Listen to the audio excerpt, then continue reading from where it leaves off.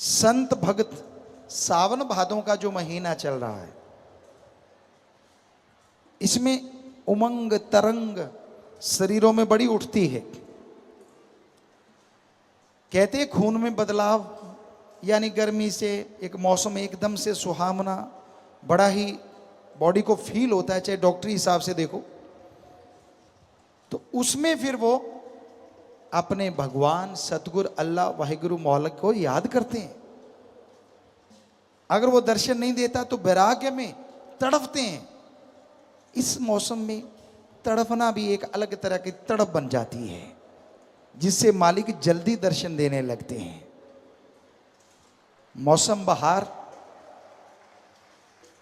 दुनियादारी लोग दुनियादारी में मस्त पागल हो जाते हैं, और मालिक के यार मालिक में पागल हो जाते हैं, बात को पा जाते हैं।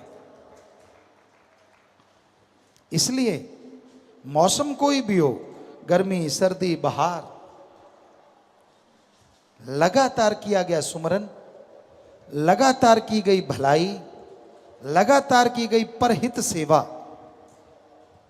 आपके पूरी लाइफ में मौसम बहार बना के रखेगी। गर्मी सर्दी आपको नहीं लगेगी।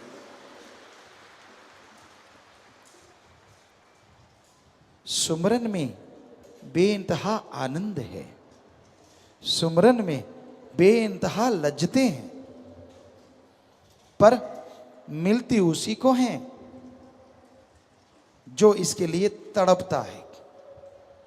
एक सच्ची तड़प बनाइए, एक सच्ची भावना बनाइए।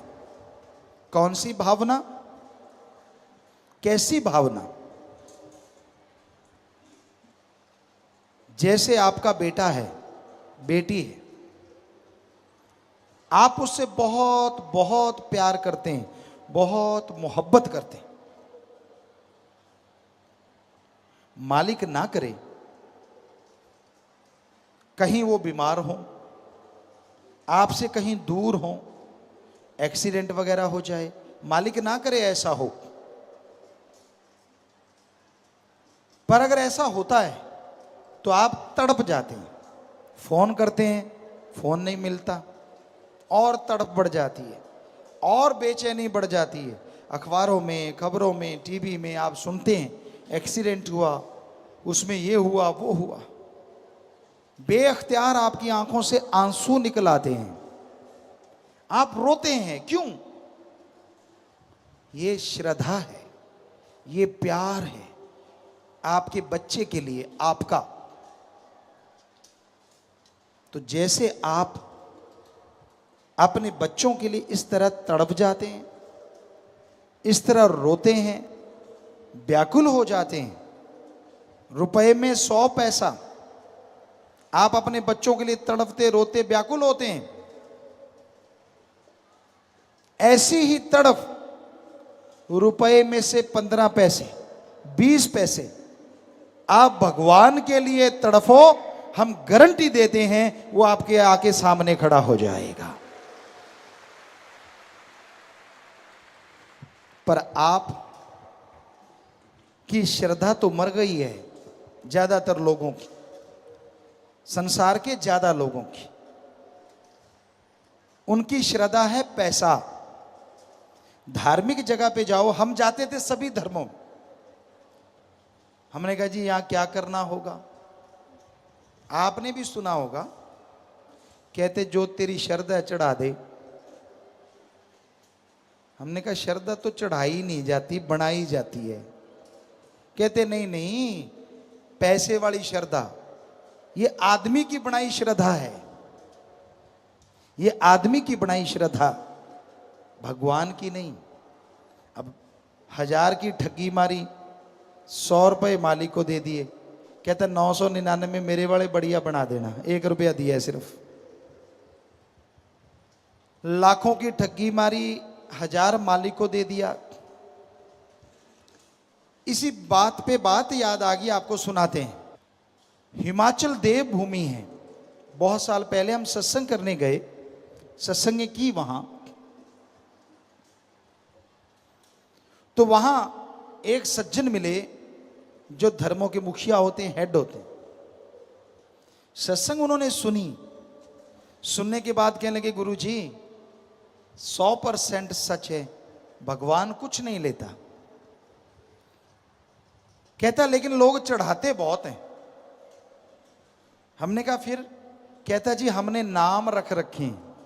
क्या नाम रख रखे हैं? कहता अगर कोई 1-2 रुपए चढ़ाता है तो हम चुप रहते हैं, सैकड़ों चढ़ाता है तो हम कहते हैं ये है हजारों वाला, 1000 चढ़ाता है तो हम कहते हैं हजारों चढ़ाता है तो ये है लाखों वाला, और लाखों चढ़ाता है तो हम कहते हैं ये करोड़ों वाला। साथ खड़े साथियों ने पूछा वाला क्या? कहता अगर कोई 100 चढ़ाता है सैकड़ों तो हम कहते हैं ये हजारों वाला ठग है, हजारों की ठगी मारी होगी तो 100 चढ़ाने आया है। 1000 चढ़ाता है तो हम कहते हैं ये लाख वाला है, हजारों चढ़ाता है ये लाखों वाला ठग है, और लाखों चढ़ाता है तो ये करोड़ों वाला ठग है। इसमें झूठ थोड़ा ही ना है। मैं चांदी चढ़ाऊंगा, मैं सोना चढ़ाऊंगा, मैं फलाना चढ़ाऊंगा, क्यों? कहता मैं तुझे 25 के लड्डू खिलाऊंगा, तू मेरा लाखों का फायदा कर दे। पिद्दा सा इंसान भगवान को बुद्धू बनाने चला है। अरे जो तेरे को लाखों का फायदा करेगा उसमें से 25 के लड्डू नहीं खा सकता वो। लोगन राम खिलौना जाना, खिलौना समझ रखा है, छोटा बच्चा समझ रखा है। बच्चा काम ना करे ना गांव में, बुजुर्ग कहते आजा बेटा तुझे गुड़ खिलाऊंगा, बच्चा भाग के काम कर देता था। शहरों में चॉकलेट दूंगा, आज की भाषा में आजा तुझे चॉकलेट दूंगा, बिस्किट दूंगा, टॉफी दूंगा, बच्चे काम कर देते हैं।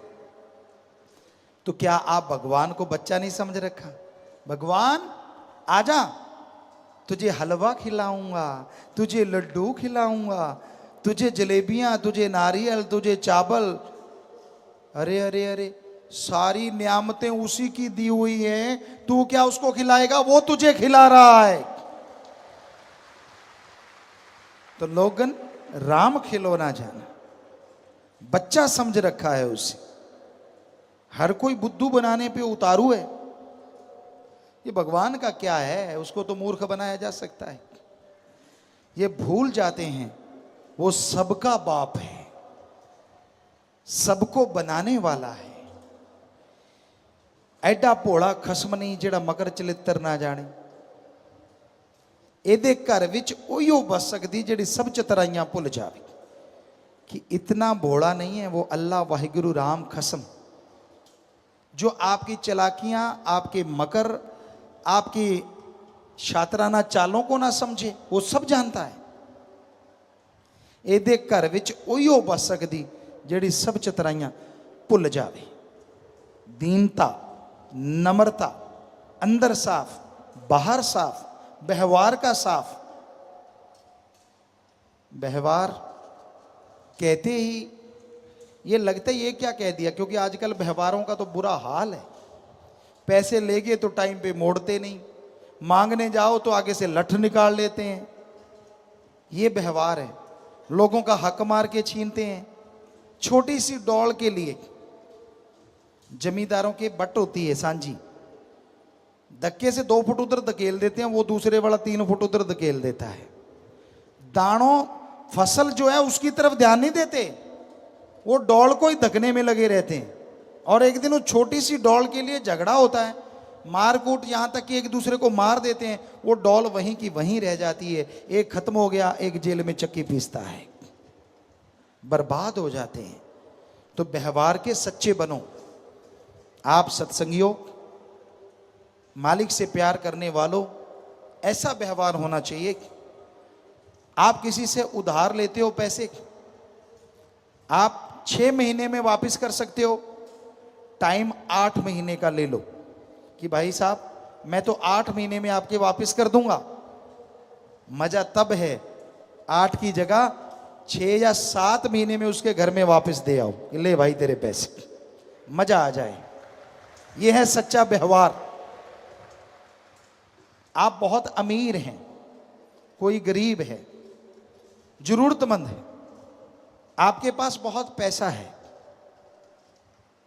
आप उसको उधार देते हैं, रुपया सैकड़ा, चलो 2 रुपए सैकड़े, 1.5 रुपए सैकड़ा, जो भी आप देते हैं, उसे कहिए कि भाई ये ब्याज लगेगा, ये पैसा ले ले।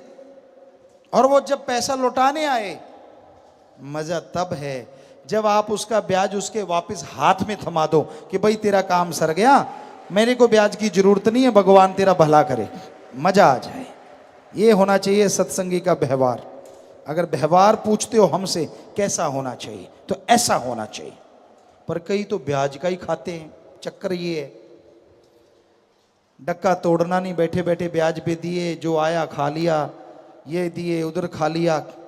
तो उनके लिए 10-15% आप ब्याज ले लें, ज़्यादा नहीं। 5 रुपए सैकड़ा, 10 रुपए सैकड़ा लोगे तो भरोगे जगह जगह, ठीक है, थोड़ा ले लो अगर आप उसी की कमाई खाते हो तो व्यवहार के सच्चे बनना भी अति जरूरी है। गप आदमी बहुत मारते हैं, झूठ, बात बात पे झूठ मारते हैं। क्या झूठ मारना चाहिए? नहीं मारना चाहिए। क्या बिल्कुल ही नहीं मारना चाहिए? कई झूठ ऐसे होते हैं जो सच से हजारों गुना आगे होते हैं। कैसे? उदाहरण के तौर पे, एक मिर्ग है जो हमने खुद देखा, उसके पीछे शिकारी है, और वो मिर्ग, वो हिरन भाग के आपके खेत में धंस जाता है, छुप जाता है। शिकारी आता है, आपसे पूछता है आपने मिर्ग देखा?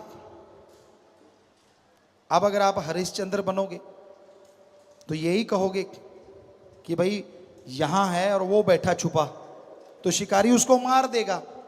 आपके सच ने जीव हत्या करवा दी। पर उस टाइम अगर आप कह दोगे मैंने नहीं देखा, यहां नहीं आया, शिकारी चला जाएगा। एक जीव की आपने जान बचा दी, और जीव की जान बचाने से बड़ा पुण्य कोई नहीं होता। तो ये कलयुग है, यहां झूठ भी सच से कई गुना आगे बढ़ जाता है। पर मौके मौके की बात है, बिना वजह ही झूठ छोड़ते रहना वो 100% गलत है। किसी की जान बचाने का पुण्य होता है। कई सज्जन हमारे पास आते हैं, इतना झूठ बोलते हैं, इतना झूठ बोलते हैं, वो खुद ही मानते हैं। कहते गुरु जी हम दुनिया में जाते हैं तो गप पे गप, गप पे गप। कहते जब आपके पास आते हैं 1000 बार सोच के बोलते हैं, यार कौन सा सच है जो संतों के सामने बोल दें, क्योंकि सारा दिन गप की कमाई चलती है। हमने कहा भाई हमारे सामने तो सच बोल लिया करो। तो बोलते हैं, वो बोलते हैं। कई सज्जन ऐसे होते हैं जो सच बोलते हैं, या मालिक बुलवा देते हैं। तो भाई बात वहीं पे लेके आते हैं, नाम जपा करो, तभी व्यवहार के सच्चे बनोगे, तभी आत्मिक शक्ति आएगी, और उसी आत्म बल के सहारे आप सुख में जीवन बिता पाओगे। आत्मिक शांति, आत्म बल जब होता है तो इंसान कभी दूसरे का बुरा कर ही नहीं सकता। और कोई अगर उसे बुरा बोले तो आराम से शांति से सह लेता है, दुखी होता ही नहीं। और जब सामने वाले को आप कुछ बोल रहे हैं वो दुखी नहीं हो रहा, तो जितना बोला है वो बोलने वाले के ऊपर ही लागू हो जाता है। पर ऐसा बहुत कम लोग होते हैं जो शांत रहें। आपको एक गाली दी, आप 2 जड़ देते हो। आपके एक थप्पड़ मारा, आप लट कर उठा लेते हो। तो कहां से भगवान न्याय करेंगे और कहां से भगवान कुछ खुशी देंगे? तो शांत में जीवन जीने का अलग ही मजा है, अलग ही आनंद है। पर इसके लिए सुमरन तो करना होगा, वचनों पे तो चलना होगा। जो वचन नहीं मानते, मनमता गलतियां करते रहते हैं, वो दुख भी जरूर भोगते हैं, तकलीफ भी उन्हें उठानी पड़ती है।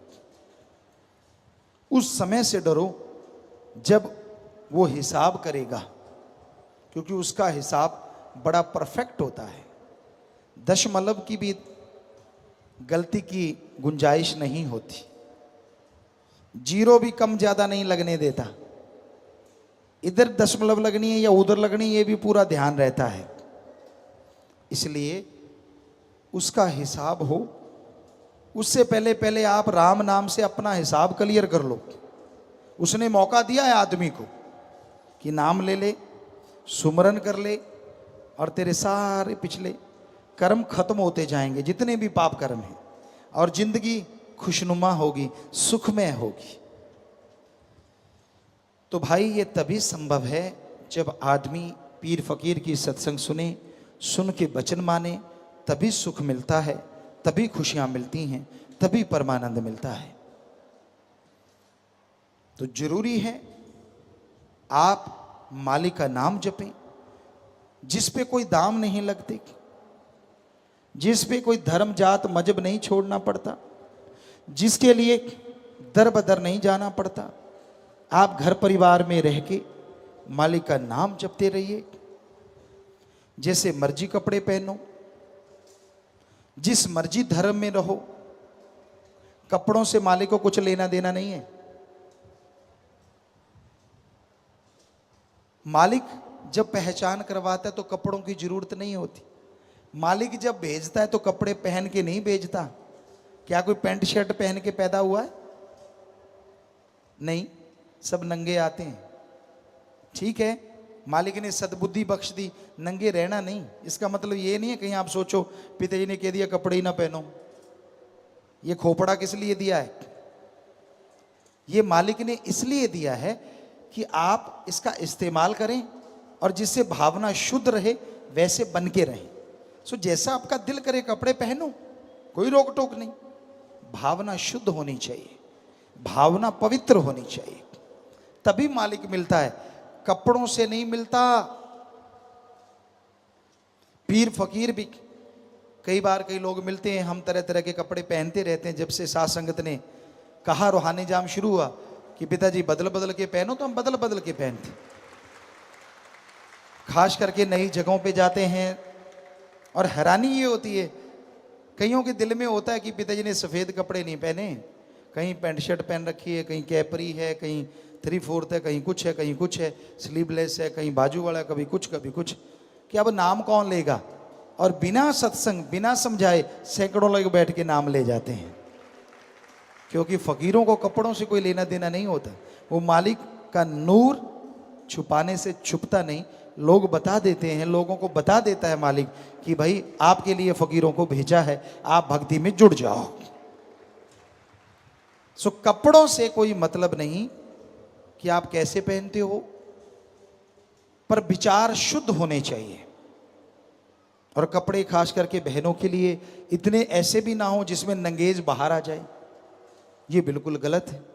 आप किसी को उत्साहित करते हैं और बाद में गुंडागर्दी होती है, दोष उसको देते हैं। तो आप सब जानते हैं पढ़ा लिखा टाइम है, तो भाई बताना हमारा फर्ज, माना ना माना आपकी मर्जी। हर कोई मर्जी का मालिक है, किसी का कोई गुलाम थोड़ा ही ना है।